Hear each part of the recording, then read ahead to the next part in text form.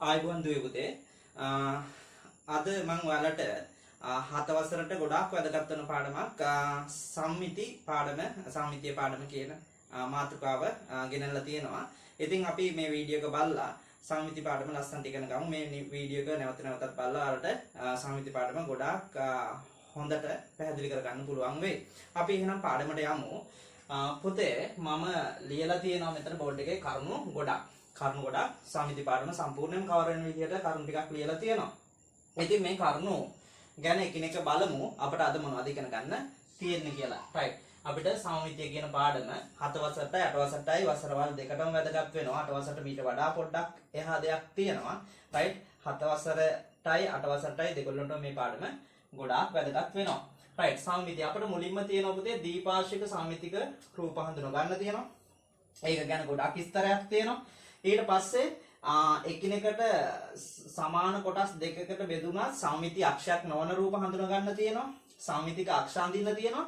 ඊට පස්සේ අපිට තියෙනවා සම්මිතික තල රූප ඇඳීම. ඒ කියන්නේ දීපාර්ශ්වික සම්මිතික තල රූප ඇඳීම කියලා මාතෘකා කිහිපයක් තියෙනවා. අපිට තවත් මාතෘකාවක් තියෙනවා. මොකද දීපාර්ශ්වික සම්මිතික ඇති තල රූප නිර්මාණය. right. එතකොට පුතේ මෙන්න මේ මාතෘකා ටික යටතේ අද මම කියන පාඩම ඔයාලා පැහැදිලිව හොඳට සවන් දීලා මේ කරන විදිය අල්ලගන්න මම හිතන්නේ ගොඩාක් පාස් වෙයි සම්මිතිය පාඩම. ඉතින් ඔයාලා ගොඩාක් ආස වගේම ලස්සන පාඩමක්. මොකද ගණිතේ ගණන් හදන්න තියෙන අනික් පාඩම් වල මේකෙදි එහෙම ගණන් හදන්න නැහැ. අපිට ඇහෙන් දැකලා රූප නිර්මාණය කිරීමක් තමයි මේ සම්මිතික රූප පාඩමේ අපිට තියෙන්නේ. right. පුතේ මම මුලින්ම ඔයාලට සම්මිතික රූප හඳුනා ගන්න කොටස පොඩ්ඩක් මතක් කරන්න. ඔයා පරිසරය දිහා බලන්න. පරිසරය දිහා බලනකොට ඔයාට පේනවා පරිසරයේ පේනවා මොකද්ද? විවිධ සමමිතික හැඩ සහිත තල රූප. රූප පේනවා. ඔයා බලන්න සමනලෙක් දිහා. සමනලෙක් දිහා බැලුවාම සමනලයේ තටු දෙක ලස්සනට දෙපැත්තට විහිදිලා. ඉතින් එයා අපට මැද්දකින් අපි නිකන් බෙදලා යාව හරියට දෙපැත්තට කොටස් දෙකකට බෙදන්න පුළුවන් වෙනවා. ඒ වගේම ගහක කොළයක් දිහා බලන්න. ඒ වගේම පරිසරයේ තියෙන හැඩතල දිහා බලන්න. ඒ හැඩතල දිහා බලනකොට ඔයාලට පුළුවන් වෙනවා දුවේ පුතේ මෙන්න මේ සම්මිතික හැඩතල තියෙන රූප හඳුනා ගන්න. ඒ වගේම සම්මිතික හැඩතල නොමැති රූප හඳුනා ගන්න. අපි යමු පාඩමට. right. පුතේ මම මුලින්ම දීපාර්ශ්වික සම්මිතිය කියලා මාතෘකාවක් ලියලා තියෙනවා. right. මම උදාහරණයක් විදියට රූප ටිකක් ඇඳලා තියෙනවා පුතේ. මේ රූප වලට අපි කියන තල රූප. තල රූප කියන්නේ පුතේ යම්කිසි තලයක අඳින රූපය. අපි දන්නවා මේ දැන් සිරස් තලයක් තමයි මේ white board එක ගත්තොත්. මේ සිරස් තලයේ තමයි මේ රූපය ඇඳලා තියෙන්නේ නේ. right. මේ රූපය ඇඳලා තියෙන්නේ. ඉතින් අපි මෙන්න මෙහෙම යම්කිසි තලයක අඳින ලද රූප වලට අපි කියනවා තල රූප කියලා. right. එතකොට මෙන්න මේ රූප සටහන බලන්න. මේකෙදි පුතේ මම මොකද්ද මෙන්න මේ රූපේ කොටස් දෙකකට බෙදලා තිනවා. ඔයාලට පේනවා ඇති සමාන කොටස් දෙකකට තමයි බෙදලා තියෙන්නේ. සමාන කොටස් දෙකකට තමයි බෙදලා තියෙනවා වගේ පේන්නේ. මෙන්න මේ රූපය බැලුවොත් මේ ඉර ගත්තොත් ඒකෙන් සමාන කොටස් දෙකකට බෙදලා තියෙනවා වගේ පේනවා. ඒ වගේම මේ රූපේ මේ කොටසෙන් අපි දන්නා සමාන කොටස් දෙක මේ කඩිරෙන් සමාන කොටස් දෙකකට බෙදලා තියෙනවා වගේ ඔයාලට පේනවා. ඉතින් මෙන්න මේකෙත් ගොඩාක් ඉරි ඔයාලට පේනවා ඉතින් නිකන් චිත්‍රයක් වගේ ලස්සන තිරි ගහලා ඒකෙත් පේනවා ඇති මෙන්න මේ 1 ලක්ෂයකින් මේ රේඛා ටික ගිහිල්ලා තියෙනවා. ඉතින් මම මෙන්න මේවා ඔක්කොම කතා වෙනවා.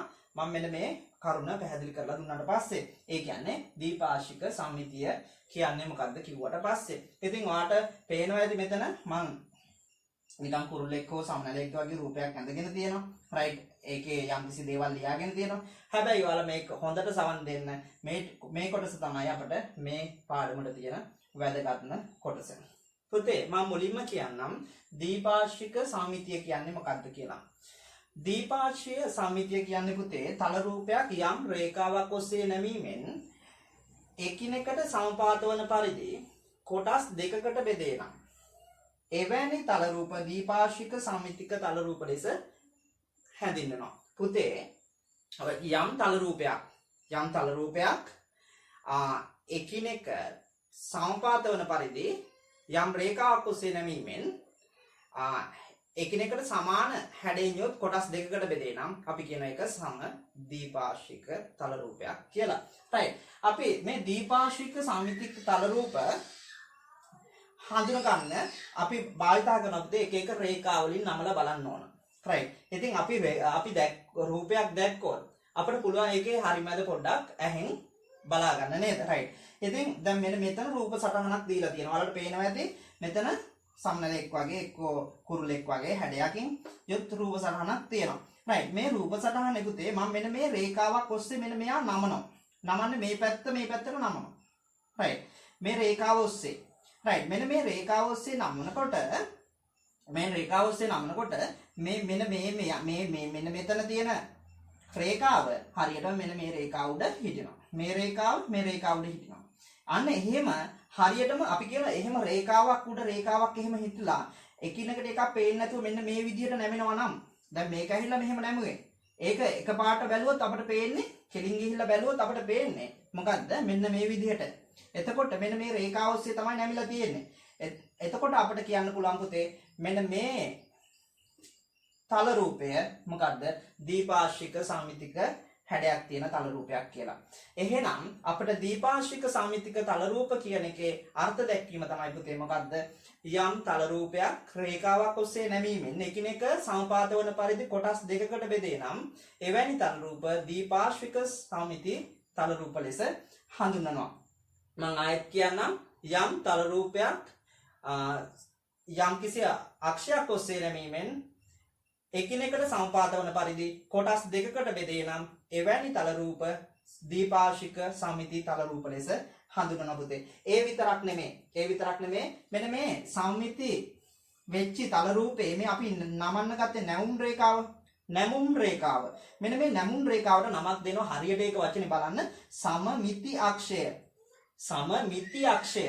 ඒකේ නම සමමිති අක්ෂය. ඒක හොඳට බලන්න. මම මේ කියන වචන බෝඩ් එකේ වචන පැහැදිලි නැති වෙනවා සමහරක් වෙලාවට වීඩියෝ එකකින් ඒ අවස්ථාවේ ඔයාලට තිරේ දානවා මම මෙන්න මේ වචනය හරියට. ඒවා බලන්න ඒ තිරේ යන වචනය මේකත් එක්ක ගලප ගන්න. එතකොට සමමිති අක්ෂය කියන්නේ අපි අර නවන්න ගත්තේ රේඛාව. රයිට් පුතේ. අපි ඊළඟට යමු බලන්න මෙන්න මේ සමදීපාර්ශ්වික සම්මිතික තල රූපවල මේ සමහරක් තල රූප පුතේ අපිට පේනවා බැලුමට මම උදාහරණයක් විදිහට මම පෙන්නන්නම් පුතේ අපි ගමු මෙන්න මේ වගේ ඍජු කෝණාශ්‍රයක් ගමු මේ ඍජු කෝණාශ්‍රය ගත්තොත් අපි දන්නවා ඍජු කෝණාශ්‍රය මම මෙතන ඇඳා මෙතනදී බලද්දි මෙන්න මේ රේඛාවත් මොකද්ද වෙන්නේ සම්මිති රේඛාවක් වෙනවා මේ රේඛාව මොකද්ද වෙන්නේ සම්මිතික. ඒ රේඛාව ඔස්සේ මෙයා නැමුවාම හරියටම කොටස් දෙකකට එනවා එක මත එක පිහිටනවාට තමයි කියන්නේ පුතේ සමපාත වෙනවා කියන්නේ. එක මත එක පිහිටනවාට තමයි සමපාත වෙනවා කියන්නේ. ඉතින් මෙන්න මේ රේඛාවෙත් ගත්තොත් අපි අනිත් රේඛාව මත කරලා ඒ රේඛාව ඔස්සේ කියන්නේ සම්මිති අක්ෂයක් වෙනවා. ඇයි මෙයා මෙහෙට නැමුවොත් අපි දන්නවා එක මත එක සමපාත වෙනවා. නමුත් පුතේ තව දෙයක් කියන්න ඕන. මෙන්න මේ සමමිති එක්කවන කොටස් දෙක දැන් මෙන්න මේක ගත්තොත් right මේකෙදි පුතේ මේ පැත්තට සමාන වුණා මේ පැති දෙක සමාන වුණා ඒ කියන්නේ එක මත එක පිහිටෙවුවා එතකොට මේ කොටස් දෙකේ පුතේ හැඩ දෙක බලන්න හැඩ මොකද වෙන්නේ මේ පැත්තේ හැඩය මේ පැත්තේ හැඩයට සමාන නිසා තමයි මේ පැති දෙක සමාන වුනේ පැති දෙක එකපාරට සමපාත වුනේ ඒ දෙන සමාන වුණා ඒක වෙන්න පුතේ හැඩයනුත් සමාන වෙන්න ඕන වර්ගඵලයනුත් සමාන වෙන්න ඕන මෙයාගේ වර්ගඵලයමයි මෙයා ගන්න ඉඩ ප්‍රමාණයමයි මේ පැත්තත් අරන් තියෙනවා. ඒ කියන්නේ මේකේ දෙපැත්තම සමාන ඉඩ ප්‍රමාණ අරන් තියෙනවා. එහෙනම් වර්ගඵලයක් සමාන වෙන්න ඕන. එහෙනම් අපිට විශේෂම දේ තමයි පුතේ දීපාර්ශ්වික සම්මිතික තල රූපවල විශේෂම දේ මොකද්ද? හැඩයෙන් හා වර්ගඵලයෙන් සමානයි. දීපාර්ශ්වික සම්මිතික තල රූපවල විශේෂම ලක්ෂණය ඒක ඔළුවේ තියාගන්න ඕන ඔයාලා. ඊට පස්සේ අපිට බැලුමට මම මේ ඍජු කෝණාශ්‍රය ගැන කියන්න ගත්තේ අපි බැලුමට පුතේ මෙන්න මේකේ දැන් අපි දන්නවා මෙහෙම නැමුවොත් right මෙහෙම දෙකට නැමුවොත් මෙයාගේ මැද්ද ඇන්දෝ සම්මිති අක්ෂයක් වෙනවා right එතකොට මේ කොටස් දෙක මෙහෙම සමාන වෙනවා. ඒ වගේම අනිත් පැත්තටත් ඒ විදිහට නැමුවොත් මොකද වෙන්නේ? ඔයාලට පේනවා ඇති අනිත් පැත්තටත් නැමුවත් මොකද වෙන්නේ? මේ දෙන්න සමපාත වෙනවා. ඉතින් ඒක පැහැදිලි මම ඉක්මනට නැමුවා.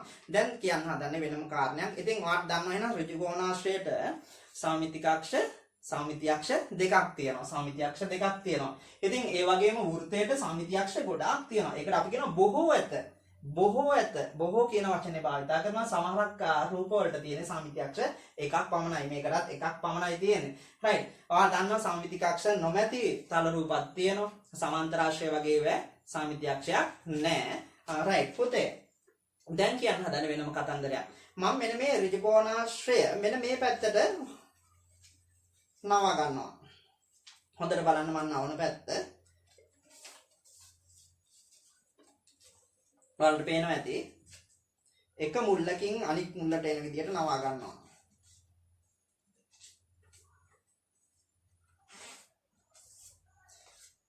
පුතේ මම දිගහැරලා පෙන්නන්නම්. ඔයාලට පැහැදිලිව පෙනෙයි.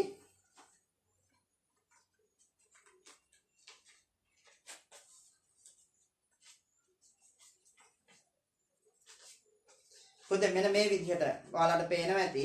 මෙන්න මෙතන මේ පැත්තට නැමුවා.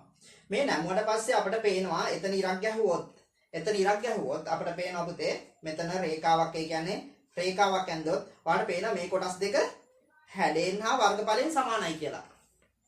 හැඩයෙන් හා වර්ගඵලයෙන් මෙන්න මේ අපි මේ එක ශීර්ෂයක මුල්ලක ඉඳන් අනිත් මුල්ලට යා කරේ පුතේ. මේ ඉරක් ඇඳුවොත් මේ දිගට අඳින්න ඕන.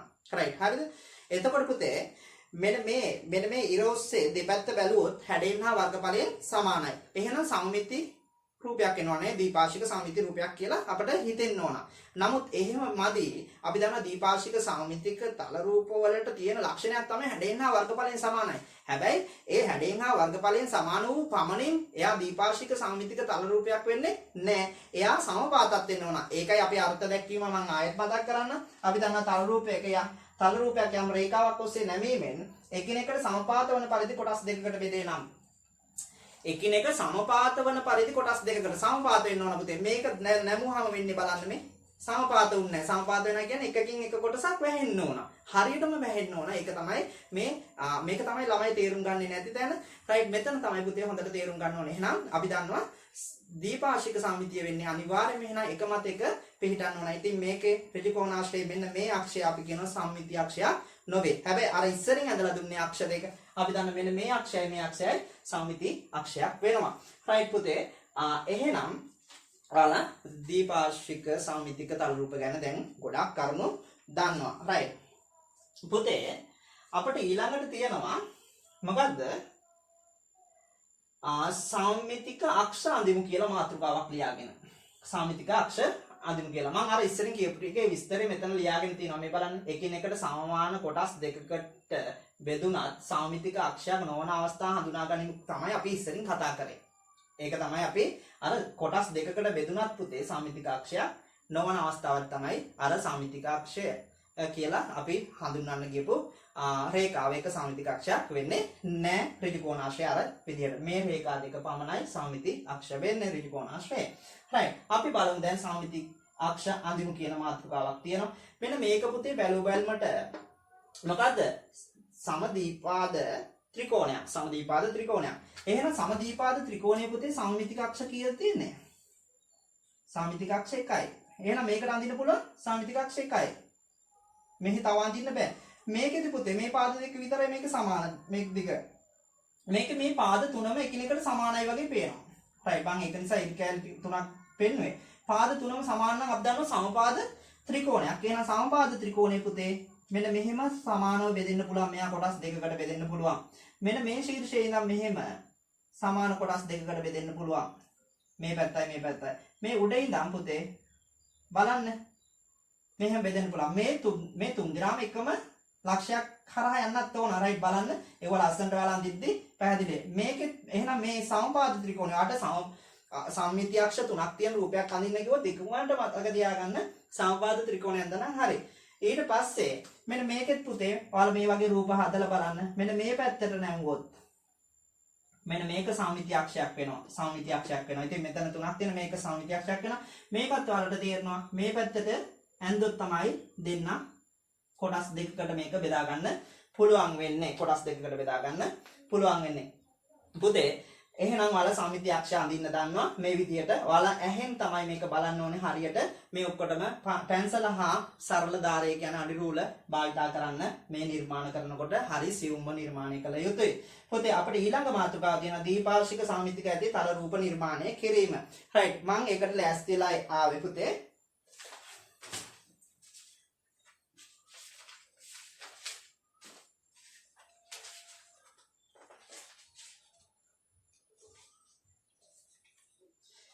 පොතේ මුලින්ම අපි සාමිති අක්ෂ එකක් තියෙන තල රූපයක් නිර්මාණය කරන්න හදන්නේ. ඉතින් මම පොඩි කොළ කෑල්ලක් ගත්තා.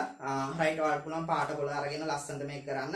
රයිට් මම A4 කොළයක් අරගෙන ඔයාලට කරන්න හදන්නේ මෙන්න මේ එක සාමිති අක්ෂයක් තියෙන රූපයක් නිර්මාණය කරන්න. ඉතින් පුතේ ඒකට කරන්නේ ඔයා මෙන්න මේ කොළේ එක ධාරයක් නැමෙන විදියට මේ විදියට නවා ගන්න. ඔයා කැමති ආකාරයකට නවා ගන්න පුළුවන්. මේක ප්‍රශ්නයක් නෑ. ඒ නවාගත්ත පැත්ත ඒ ධාරය අපි හදාගත්ත පැත්තෙන් අපි යම් කිසි හැඩයකට ඔයාලා කැමති හැඩයකට රූපයක් කපා ගන්න. රයිට් මම ඔයාලට පෙන්නන්නම් මේ විදියට කැමති හැඩයකට රූපයක් කපා ගන්න. රයිට් මම ඉක්මනට කැපුවා. රයිට් මේ විදියට හැඩයකට මම කපා ගත්ත රූපය. රයිට් එතකොට ඔයාලා බලන්න මේක දිග ඇරියාම මේකේ තියෙන ඉතින් ඔයාලට පේනවා ඇති මේකේ මේ සාමිති අක්ෂය තමයි අපි නවපු අක්ෂය සාමිති අක්ෂය වෙනවා. ඊට පස්සේ දුවේ පුතේ මේ දෙපැත්ත බලන්න හැඩයනු සමානයි වර්ගඵලයනු සමානයි. ඒක නිසා ඔයාලට මේකේ අපිට පුළුවන් සාමිති අක්ෂ එකක් තියෙන තල රූපයක් නිර්මාණය කරන්නේ. කොහොමයි එහෙනම් එක නැවුම් ධාරයක් හදාගෙන ඒක ඔයාලට කැමති හැඩයකින් නැවුම් ධාරය ඔස්සේ කපන්න. එතකොට මෙන්න මේ අක්ෂය අපි දන්න සාමිති අක්ෂය කියලා නම් කරලා පොතේ අලව ගන්න. ඊට පස්සේ පුතේ අපිට දෙවෙනි ක්‍රියාකාරකම විදිහට තියෙනවා සාමිති අක්ෂ දෙකක් තියෙන. කොහොමද බලමු මම තවත් කොලයක් අරගෙන දැස් වෙලා තියෙනවා සාමිති අක්ෂ දෙකක් එන්න නම් පුතේ නවන්න ඕන ටිකක්. අපි එක පැත්තකට නවනවා. එක පැත්තකට නැමුවා. හොඳට බලන්න මම මේ එක පැත්තකට නැමුවා. ඊට පස්සේ පුතේ ඍජු මුල්ලක් වෙන විදිහට හදා ගන්න පුළුවන්. මේ නවපු ධාරයේ උඩම මේ නවලා මම මේ නවපු ධාරය තමයි පිරිමැද්දේ. මේ නවපු ධාරයේ උඩම පුතේ මෙන්න මේ ඒ ධාරයේ දිගේට මෙන්න විදිහට මේ විදිහට